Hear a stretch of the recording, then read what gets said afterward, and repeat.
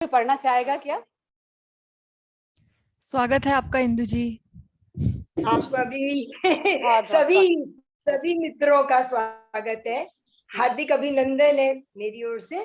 तो कोई आप श्लोक पढ़ना चाहें तो पढ़ सकते हैं। आप अपना बता सकते हैं, अपने विचार कोई बता सकते हैं। पिछले जो हमने जो पीछे जो करा है उसके बारे में भी कोई आप बताना चाहें कि हमने जैसे शुरू करा था हमने कि अर्जुन को शौक था, ये हमने यहीं से शुरू करा था कि अर्जुन ने शिष्यता स्वीकार कर ली है श्री कृष्ण से। तो श्री कृष्ण ने जो सबसे पहले उनको आत्मा का ही उपदेश दिया है, जो कि हम ध्यान में भी देखते हैं कि आत्मा की उन्नति हमको करनी है। तो सबसे पहले श्री कृष्ण ने आत्मा के बारे में ही उपदेश दिया है, क्योंकि जो अर्जुन है बहुत मोह में ग्रसित है, शौक है, युद्ध करना नहीं चाहता। हमारे संसार में भी ऐसे ही है, हम छोटी छोटी बातों में हम लोग शौक से ग्रसित हो जाते हैं। शौक नहीं आता तो मोह आ जाता है, संबंधियों के प्रति, संसार की चीजों के प्रति, सभी के प्रति हमको मोह हो जाता है। तो वही हमको आत्मा की उन्नति जब हम करेंगे तो हमको यही हमने सीखना है कि हम कैसे मोह को छोड़ें, कैसे हम शौक का त्याग करें। तभी हम ये जो हमारा संसार है ये भी तो एक युद्ध क्षेत्र ही है, तभी हम आगे से आगे बढ़ सकेंगे। तो इसीलिए इसको युद्ध क्षेत्र भी कहा जाता है। तो और अगर हम जो भी काम करते हैं उससे हम क्या है, कर्म के बंधनों में पड़ते हैं। तो उन्होंने बहुत तरह से उसको अर्जुन को समझाया कि आत्मा जो है अजन्मा है, उसका ना तो जन्म होता है ना मृत्यु होती है। जो जन्म मृत्यु किसके धर्म में? शरीर के धर्म में। जो भी संसार में आएगा जन्म लेके उसकी मृत्यु तो निश्चित है। तो उन्होंने अर्जुन को यही समझाया कि जो आत्मा है वो तो अविनाशी है, उसका विनाश नहीं होता, किसी भी तरह से उसका विनाश नहीं होता, और वो अपरिवर्तनशील है, उसका परिवर्तन भी नहीं होता। और जिस तरह हमने कि पहले का श्लोक आया भी था बहुत ही अच्छा सा, कि वो सभी को पॉपुलर श्लोक है कि जैसे हम वस्त्रों को, शरीर जो है हमारी आत्मा, आत्मा को शरीर ने ढका हुआ है। तो जिस तरह हम पुराने वस्त्रों को शरीर से उतार देते हैं जब वो मैले हो जाते हैं, फट जाते हैं, या आजकल तो पहले भी उतार देते हैं, हम चेंज कर लेते हैं। तो मतलब इसी तरह जो आत्मा है वो दुखी नहीं होती, वो उसके लिए शरीर को त्यागना और नए शरीर में जाना वैसा ही है जैसा कि वस्त्रों को चेंज करना है। तो उसको कोई दुख सुख नहीं लगता। ये हमारा ही वहम है कि हम जो शरीर में आके हम संबंधी बना लेते हैं, और इसी शरीर के संबंध है हमारे। कोई माता है, कोई पिता है, कोई बेटा, कोई पत्नी, कोई मित्र, सभी तरह के हमारे जो संबंध है तो इसी शरीर के साथ है। तो उसका आत्मा से कोई वो नहीं है। और अब हमने ध्यान में भी देखा है, सभी मास्टर्स जो कई है, हमको ज्ञान हो रहा है कि वो अपने कई जन्मों का हमको पता चल रहा है। तो आत्मा के द्वारा ही तो पता चल रहा है ना उनको। हमको भी उससे ज्ञान लेना है कि हमारे कई जन्म हो चुके हैं। और उन्होंने तो कई मास्टर्स ने, जैसे प्रज्ञा जी ने भी अनुभूति भी की है कि हमारे इस जन्म में, पिछले जन्मों में ये थे, यहाँ थे, कौन सी जगह पे था, किसका शरीर मैंने ग्रहण किया था, क्या हमने अनुभव लिए। तो यही हमको ध्यान के द्वारा भी अनुभव लेना है कि हम सिर्फ शरीर नहीं है और हमको आत्मा की उन्नति करनी है। तो जन्म और मृत्यु तो आत्मा के ही, आत्मा उससे कोई प्रभावित नहीं होती।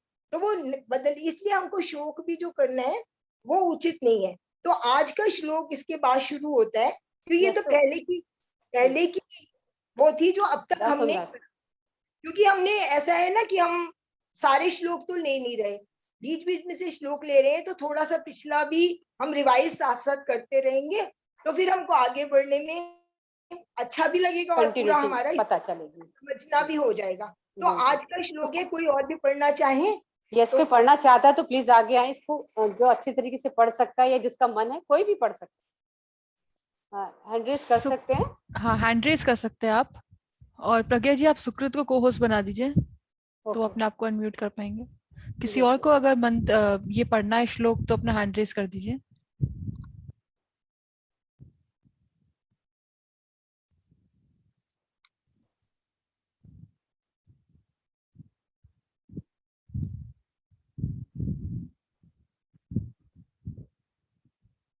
प्रज्ञा जी, आपने सुकृत को बना दिया को होस्ट? बना दिया। अच्छा, तो सुकृत अपने आप को अनम्यूट करके फिर आप ही पढ़ दो। यूट्यूब पे चेक भी कर लेते बनाया तो है।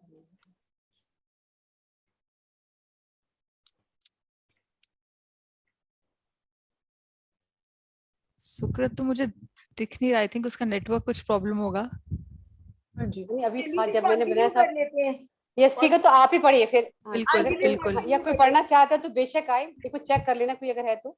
नहीं नहीं, किसी का हैंड रेज नहीं है। किसी करेंगे। ठीक है इंदु जी, रिपीट आप ही कर पढ़े, लेते हैं। आप ही पढ़े। हाँ जी, तो ये जैसे कि हमने ये बताया भी हुआ था कि आज का श्लोक हम यहीं से शुरू कर रहे हैं। दूसरे अध्याय का 23वां श्लोक है, 23rd नंबर, और बहुत ही ये इम्पोर्टेंट श्लोक है और सभी इसके नोन भी है, सभी ये ऐसा श्लोक है जो सभी को पता भी है। तो इसमें है, नैनम चिंतन्ति शस्त्राणि नैनम दहति पावका न चैनम क्लेदयन्त्यापो न शोष्यति मारुता। तो भगवान जैसे उन्होंने आत्मा के बारे में बहुत कुछ पहले बताया, तो उसी को कंटिन्यू करते हुए भगवान उसको और समझाते हैं। वो कहते हैं कि आत्मा क्या है। पहले तो बताया उन्होंने कि वस्त्रों की तरह हम बदल लेते हैं, शरीर बदल लेते हैं, लेकिन यहाँ पर उसमें उन्होंने आगे बात बताई है कि जो आत्मा है उसको कोई भी शस्त्र नहीं काट सकता। और क्योंकि हम किसी भी अविनाशी है, वो अविनाशी है, अविकारी है। किसी भी चीज का विनाश अगर हम करना चाहें, संसार में भी हम देखते हैं, किसी का हम नष्ट करना चाहते हैं किसी चीज को, तो हम 3-4 तरह हैं। जैसे उसको हम काट सकते हैं, उसके हम टुकड़े करके उसको अलग कर सकते हैं, या उसको हम क्या कर सकते हैं, जला सकते हैं, या उसको हम क्या कर सकते हैं, गीला कर सकते हैं, वायु में रख सकते हैं, उसको सुखा सकते हैं। लेकिन आत्मा का यह स्वभाव नहीं है। आत्मा तो अजर अमर अविनाशी है, उसका तो किसी तरह से भी विनाश नहीं हो सकता। और वो इतनी सूक्ष्म है, इतनी सूक्ष्म है, सूक्ष्मतम है, जो कि आजकल अब साइंस के द्वारा भी पता चल गया है, क्वांटम एनर्जी की इतनी सूक्ष्म है कि उसको देखा भी नहीं जा सकता। और एनर्जी का ऐसा रूप है जिसको बिल्कुल अच्छे और उससे और डिवाइड उसको किया ही नहीं जा सकता, इतनी सूक्ष्म है। तो इन्होंने यही यहाँ पर बताया है कि आत्मा को क्या है, कोई भी शस्त्र, तलवार, चाकू, जो भी शस्त्र हुए हमारे, वो नहीं काट सकते।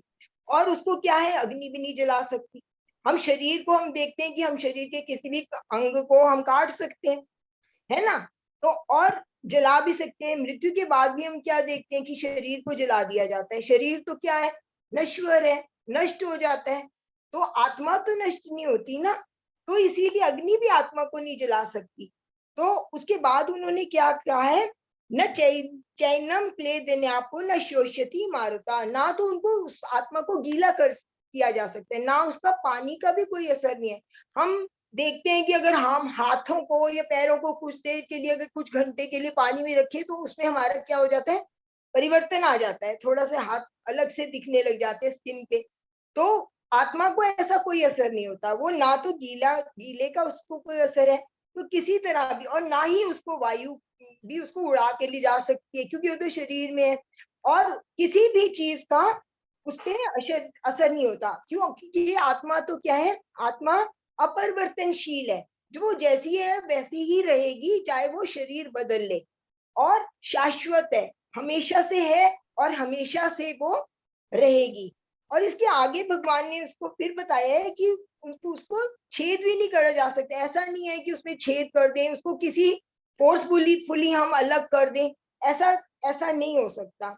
और इतनी सूक्ष्म है कि उसको हम जान भी नहीं सकते, केवल हम ध्यान के द्वारा। इसीलिए आजकल ध्यान पे हम सब समझते हैं कि ध्यान का इतना महत्व क्यों है। आत्मा को जानना है तो हमको ध्यान में उतरना ही पड़ेगा, क्योंकि आत्मा तो अंदर की चीज है ना। शरीर जो है और जो बाह्य वस्तु है उसको हम देख सकते हैं, इस हम संसारिक चक्षुओं से, जो हमारी इंद्रियां हैं, इनके द्वारा हम महसूस कर सकते हैं। कोई चीज हमने बाहरी देखनी है, हम देख सकते हैं, सुन सकते हैं, सूंघ सकते हैं, अनुभव कर सकते हैं स्किन से। लेकिन आत्मा का तो अनुभव कैसा होगा? आत्मा का अनुभव तो अंदर उतर के ही होगा, और जिसको होगा उसको ही होगा, जो इस तरफ बढ़ना चाहेगा उसको ही होगा। तो उसके लिए हमको क्या है, ध्यान ही मेन हमारा जो है वो ध्यान ही है। ध्यान के द्वारा ही हम आत्मा की अमरता को समझ सकते हैं। तो भगवान ने बहुत सारे तर्क उसको दिए, और भी बताया कि आत्मा को तुम अगर समझ लो, क्योंकि वो ज्ञान, उसको अभी तक जो है अर्जुन अज्ञान में है, उसको आत्मा के बारे में नहीं पता। तो भगवान उसको बार बार बहुत तरह से उसको आत्मा के बारे में बता रहे हैं कि मृत्यु जन्म तो आत्मा पे नहीं है, तू अगर मारेगा भी तो तेरे पे असर नहीं होगा। लेकिन वो अभी भी अज्ञान में है, वो समझ नहीं रहा है। तो इतना कुछ करने के बाद भी उसने, जैसे हम किसी को कुछ उपदेश देते हैं, कुछ बात बताते हैं, तो अगले का रिएक्शन भी देखते हैं ना, कि उसको समझ में आ रहा है कि नहीं आ रहा। तो अर्जुन अभी भी वैसे ही बैठा है चुपचाप, शोक में अभी भी ग्रस्त है, उसको अभी भी समझ नहीं आ रहा, द्वंद में है वो, कि मैं अभी भी उसको ये समझ नहीं आ रहा कि मैं युद्ध करूं कि ना करूं, भगवान के इतना समझाने के बाद भी। तो अब भगवान कह रहे हैं कि मैं क्या करूं। तो उसको वो फिर, जैसे हम भी कोई बात किसी को समझ नहीं आती तो हम उसको दूसरे ढंग से उसको समझाते हैं, कि हम चलो दूसरे ढंग से इसको समझाएं। तो उसके बाद उन्होंने अगले श्लोक में, ये 31 नंबर श्लोक है, उसमें भगवान उसको उसके धर्म के बारे में बताते हैं कि तेरा धर्म क्या है, तू क्यों शोक कर रहा है, और तेरे को अपने धर्म पे चलना चाहिए, हमको अपने धर्म। और ये जो युद्ध है ये कैसा युद्ध है, ये तो धर्म का युद्ध धर्म है। युद्ध। तू कोई अपने स्वार्थ के लिए तो युद्ध कर नहीं रहा कि इसमें तेरा कोई स्वार्थ है, तू तो सब अपने धर्म की रक्षा के लिए कर रहा है। और तेरा धर्म क्या है, क्षत्रिय धर्म है। तो यहाँ पर एक ये 31 नंबर श्लोक है, स्वधर्मपि चावेक्ष्य न विकम्पतुमर्हसि धर्म्यादि युद्धात् श्रेयोन्य क्षत्रियस्य न विद्यते। तो इसमें वो उसके धर्म की बात बता रहे हैं कि तेरा जो धर्म है वो क्षत्रिय धर्म है। अगर तू क्षत्रिय धर्म को निभाएगा तो अपने धर्म से भी च्युत हो जाएगा। क्योंकि पहले के 4 वर्णों में धर्म के बारे में यही बताया गया था कि पहले क्योंकि वर्णों के हिसाब से था, तो ब्राह्मणों का जो धर्म था वो क्या था, शास्त्रों का अध्ययन करना और उसका शास्त्रों के ज्ञान को पढ़ाना, गुरुकुल खोलते थे, औरों को शिक्षा देते थे। और क्षत्रिय धर्म क्या था कि धर्म की जो हमारा जो धर्म फैल रहा है, जो राजा महाराजा और सब है, और जो आम प्रजा भी है, उनके धर्म की रक्षा करना किसका धर्म था, क्षत्रियों का धर्म था। कि कोई बाहर वाला आके धर्म, जैसे आजकल भी धर्म परिवर्तन हो रहे थे, ऐसे नहीं, अपने धर्म पे अडिग रहना, इसकी रक्षा करना श्री क्षत्रियों का था। और वैश्य जो थे व्यवसाय करते थे, खेती करते थे, तरह तरह की चीजें जो बनाते थे, तो वो उनको उत्पन्न करके सबको देना, वो वैश्यों का था। और शूद्रों का था सेवा करना, सब तरह के जो काम दूसरी तरह के हैं उसका करना शूद्रों का था। तो यहाँ पे भगवान उसको उसके धर्म की याद बता रहे हैं कि स्वधर्म तेरा क्या है। तो वो कह रहे हैं तेरा स्वधर्म तो क्षत्रिय है, तेरा युद्ध करना ही तेरा धर्म है, और तुझे अपने धर्म को निभाना ही चाहिए। तो युद्ध करे, अभी भी वो कह रहा है कि नहीं मैं नहीं करूंगा। तो उन्होंने उसको 3 ऑप्शंस दिए कि युद्ध करने से क्या होगा, है ना। युद्ध करने से या तो क्या होगा, तू मारा जाएगा। आगे की बात बता रहे हैं कि युद्ध करने का परिणाम क्या होगा। जैसे हम भी आगे का परिणाम कई बार सोच लेते हैं कि, और कहते हैं कि ऐसे करोगे तो ऐसा होगा। तो वो कहते हैं कि अगर तू युद्ध करेगा, और अगर तेरी मान लो मृत्यु हो गई, युद्ध में किसी को मरना जीना तो होएगा ही, अगर मृत्यु हो गई तो क्या होगा, ये तो धर्म का युद्ध है, धर्म के लिए तू मर रहा है। तो हमको जब पुण्य है तो हमको क्या मिलेगा, हमको स्वर्ग की प्राप्ति होगी। पुण्य करेंगे तो स्वर्ग की प्राप्ति होगी तेरी, तो वो भी ठीक है। और अगर तू जीत गया, मान लो तूने हरा दिया सबको, तू जीत गया, तो क्या होगा, धरती का राज्य मिलेगा, है ना। तो तू धरती को सुखपूर्वक तू राज्य करेगा और धर्म की रक्षा करेगा, अच्छे से राज्य को चलाएगा। तो लेकिन इन दोनों को भी तू स्वीकार नहीं कर रहा। ये तो तब होगा ना, मृत्यु या हार या जीत तो तब होगी जब तू युद्ध करेगा। अब तू तो युद्ध ही करने को तैयार नहीं है। और अगर तू युद्ध नहीं करता, उसका भी उन्होंने कहा, भगवान ने, वो कह रहे अगर तू युद्ध नहीं करता तो क्या होगा, सब तेरे को कायर समझेंगे, तू अपने धर्म का निर्वाह नहीं कर रहा। इसका मतलब तू, तेरा धर्म तो है युद्ध करना, और तू अपने धर्म को छोड़ के बैठ गया है, तो सब तुझे क्या समझेंगे, कायर समझेंगे। और बाद में आने आने तक, युगों तक तेरी जो होगी कीर्ति का नाश होगा, कोई तेरा यशगान नहीं करेगा।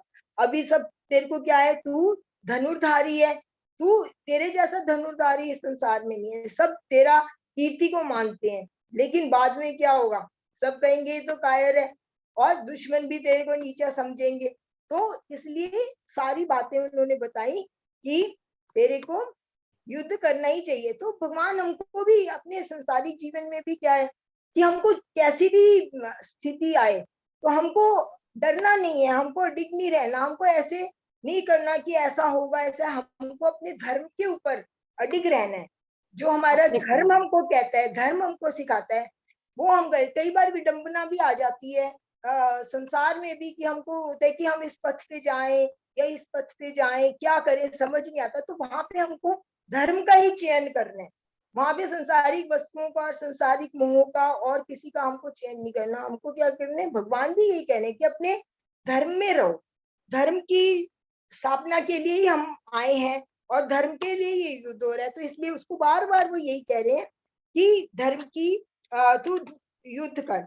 तो अब वो भी फिर भी उसमें अभी ऐसा है ना, बहुत जल्दी तो हम समझते भी नहीं। जो हमारे ज्ञान पर ज्ञान का पर्दा पड़ा होता है तो पर्दे को हटाने में थोड़ा समय तो लगता है। अज्ञान के पर्दे को हटाना बहुत मुश्किल है। अज्ञान हटेगा तब हम ज्ञान हमारे में आएगा। जब अज्ञान में है तो ज्ञान हमारे में आ नहीं सकता। तो फिर उन्होंने आगे भी उसको कहा, ये 38 नंबर श्लोक है, उसको समता योग सिखाया है यहाँ पर। तो आपके पास गीता है तो आप खोल सकते हैं, 38 नंबर श्लोक है। तो यहाँ पे वो ना सुख दुख के समय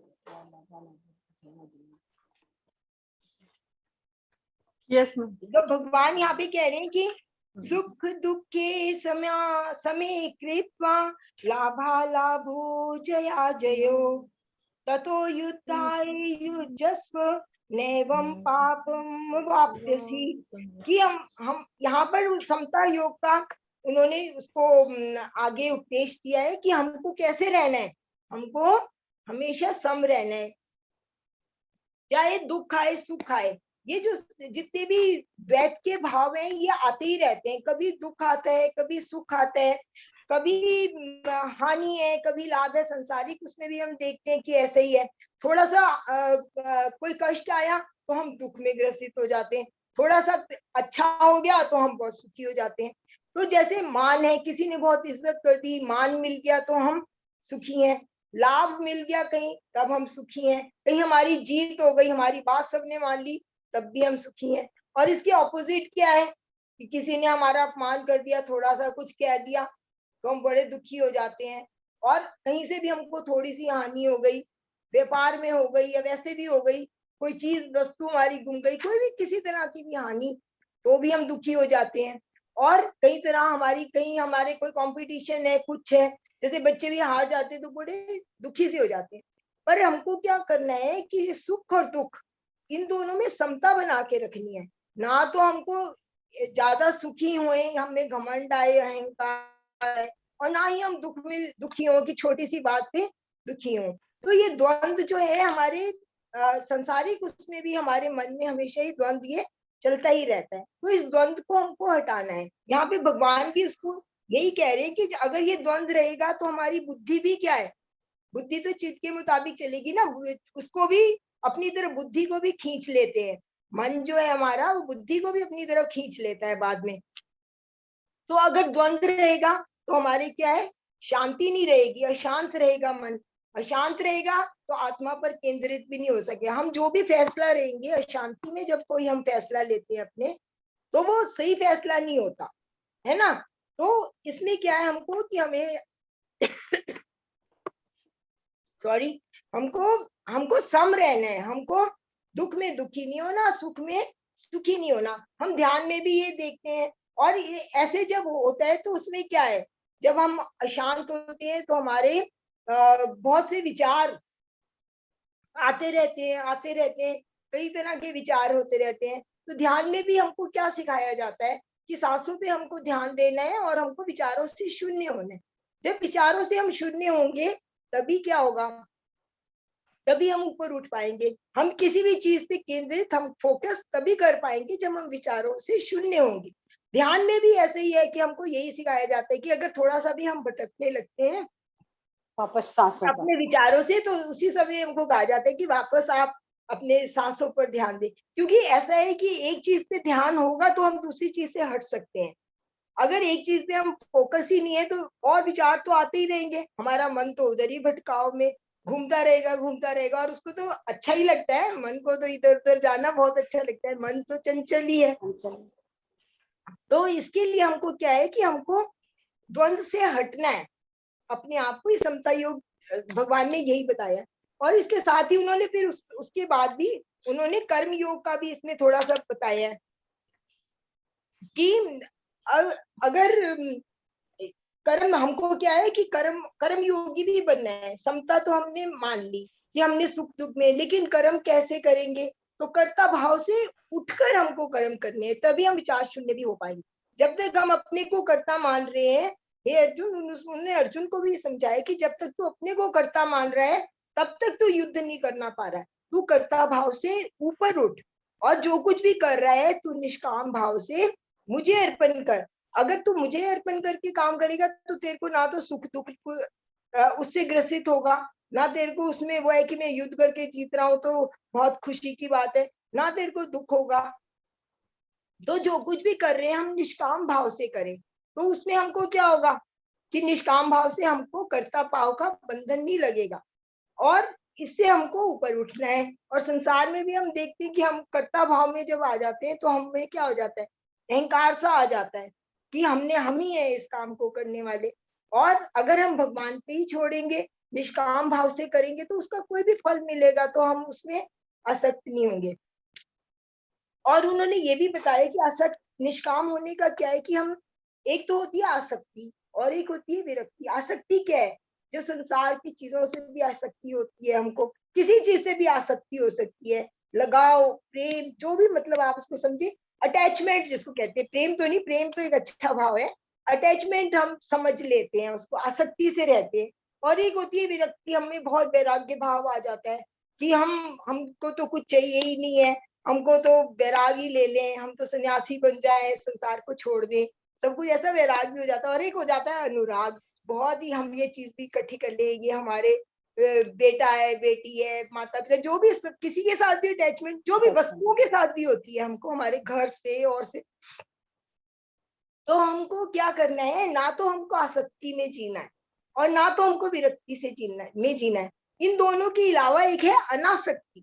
हमको किस भाव में रहना है, हमेशा अनासक्ति के भाव में रहना है, संसार में रहते हुए, क्योंकि हमको संसार तो छोड़ना नहीं है, हम छोड़ भी नहीं सकते। और छोड़े भी क्यों, भगवान ने जब हमको भेजा है यहाँ पे, कुछ हमारा पर्पस ऑफ लाइफ है, उसके लिए भेजा है, तो हम संसार से विरक्त क्यों हो, हम संसार में रह के संसार को भी इंजॉय करें, लेकिन वो अपने ढंग से करें, वो इस ढंग से कि हम उसमें आसक्ति ना रखें, किसी के साथ भी हम अटैचमेंट ना रखें। क्योंकि हमको पहले ही हम देख चुके हैं, भगवान कितनी बार तो हमको बता चुके कि आत्मा तो है, वो शरीर से अलग है ना, पहले से हम यही उपदेश उनका सुनते आ रहे हैं।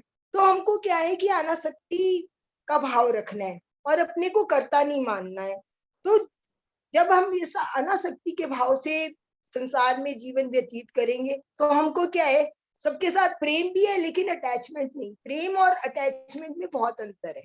प्रेम तो हम सबसे कर सकते हैं, वो अंदर की भावना है, और अटैचमेंट क्या है, वो तो बाहर से है कि अटैच है हम। और जब अटैचमेंट से डिटैचमेंट होती है तो हमको क्या होता है, बहुत दुख होता है। कोई वस्तु हमसे कोई छीन लेता है, अटैच से डिटैच हो जाते हैं तो हमको दुख होता है। तो हमको समता के भाव में रहना है और अनासक्ति में अपना जीवन व्यतीत करना है, यही हमको संसार में भगवान ने रहना इसी तरह सिखाया है।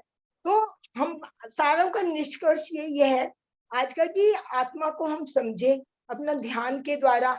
जब तक हम अंदर नहीं उतरेंगे तब तक हम आत्मा को समझ नहीं पाएंगे, और आत्मा को समझने के लिए अनुभव ही जरूरी है। क्योंकि आत्मा को हम किसी को ऐसे ही कोई चीज दिखा दे, कोई बाहरी चीज है तो हम दिखा के कह सकते हैं कि ये चीज ऐसी है जी, आप इसका स्वरूप देख लो, ये ऐसा है, ये देखने में ऐसा है, ये सूंघने में ऐसा है, इसका साइज ये है, हम सब कुछ दिखा सकते हैं संसारिक। लेकिन आत्मा एक है कि वो तो अंदर की चीज है, जब तक हम अपने अंदर में नहीं उतरेंगे तब तक हम आत्मा का अनुभव नहीं कर सकते। और आत्मा का अनुभव ही हमारा परम ध्येय है इस जीवन में आने का, संसार में आने का हमको। और हमारा तो ग्रुप का नाम भी आत्म जागृति एक ग्रुप है कि हमको आत्मा की जागृति हमको इसी तरह तो करेंगे, इसी तरह हमको आत्मा की जागृति होगी तो ऊपर उठेंगे हम।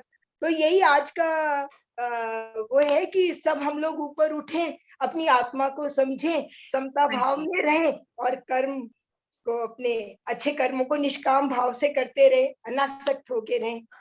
धन्यवाद आपने। धन्यवाद मैम, धन्यवाद। थैंक यू इंदु जी, बहुत सुंदर से समझाया आपने कि Very किस nice. तरीके से हम आत्मा को जान सकते हैं अनुभव के द्वारा, क्योंकि मन से नहीं जान सकते, मन का तो काम है चिंतन करना, ना बुद्धि के तर्क द्वारा जान सकते हैं, सिर्फ हम हाँ जी। अनुभव से कर सकते हैं, प्राप्त कर सकते हैं, और जो ध्यान से ही हम कर सकते हैं अनुभव। बहुत खूबसूरती से बताया आपने कैसे हर स्थिति में हमें सम रहना है, मध्य मार्ग अपनाना है, ना बहुत ज्यादा हमें एकदम संसार को छोड़ के भाग जाए, विरक्ति हो जाए, या बिल्कुल ही उसमें चिपक के बैठ जाए, तो एक मध्य भाग लेना। बहुत सुंदर से आदत बताया आपने। थैंक यू इंदु जी, एक बार और सबकी तरफ से धन्यवाद करूंगी। धन्यवाद।